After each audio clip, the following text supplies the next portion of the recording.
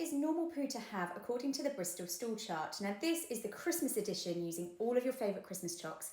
And a word of warning, this may put you off your Christmas chocolates, so if you are squeamish, look away now. So the Bristol stool chart is used by doctors, nurses, midwives to help guide them as to what your bowel health is like. They are often used when you enter an inpatient stay in a hospital or a unit, like a maternity unit for example, and they are often used if you've got any concerns with your bowel habits. So starting with a type 1, Cadbury's mini puds. These are really solid, hard stools to be able to pass, usually in tiny, solid, hard balls.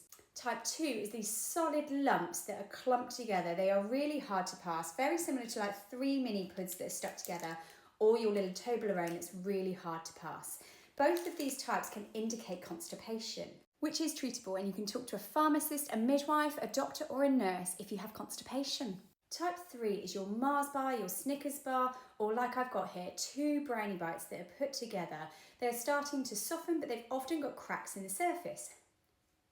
Type 4 is normally what looks like a twirl or potentially a flake. It's usually quite smooth, really quite long. It's nice and soft for you to pass, but it's all as one. Type 5 is like your Celebrations Milky Ways. They're the size of these. They're usually quite soft and squishy, alternatively a bit like your 12 bites. They're smaller than type 4, but they're soft and they're squishy, and these are still classed as normal. Types 3, 4 and 5 are classed as normal poos.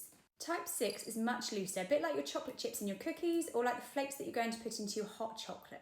These are a lot looser and watery in consistency. And type 7 is your mint hot chocolate or your chocolate Baileys at Christmas. Really loose, really watery, and indicates diarrhea.